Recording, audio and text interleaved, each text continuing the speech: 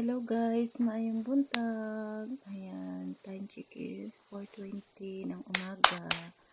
So, before ko mag-coffee guys, isiinom muna ako ng maligamgam na tubig. So, ayan guys, maaga pa ako nagising guys. Iwan ko. Late na ako natulog pero maaga pa rin ako nagising. Tapos ngayon is, inaantok ako uli. Kaya magkakape ako. So, kaya ako maaga gumising guys kasi gusto ko magsimba. Yan kasi linggo ngayon. Ito yung aking pusa, ang kulit. So, magsisimba kami ngayon, guys.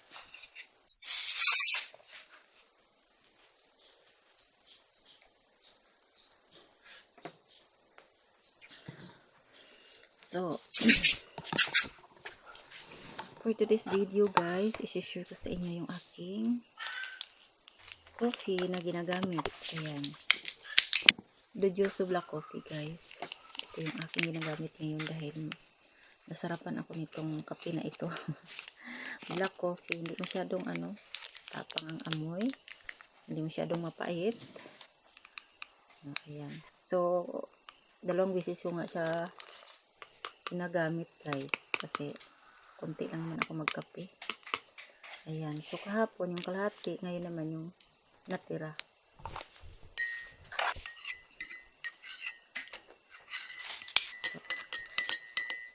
Let's coffee, guys. Baka gusto nyo itry, guys. Lalagay ko sa aking yellow basket. Try nyo rin para matikman nyo. Masarap siya, guys. Sarap ng amoy at hindi matapang. Tapos, pang ano pa siya. Pang tanggal bloated tummy. Yan. So, bagay ito sa mga nagbabawas ng timbang. Nagbabawas ng katawan. Hindi naman katawan. Nagbabawas ng taba ng katawan. Ayan. Maganda itong black coffee sa atin, guys. Tapos, meron akong sugar na equal. So, kalahati pa rin. Dalawang beses ko rin ito gagamitin. Para lang parang hindi lang masyadong matabang. So, ayan guys. Bukas na itong natira. So, ganito ang ginagawa ko tuwing gusto kong magkape, guys. Ayan, guys. Try nyo, guys. Ilagay ko sa comment section ang link. Alas 3 po ako nagising, guys. Iwan ko bakit.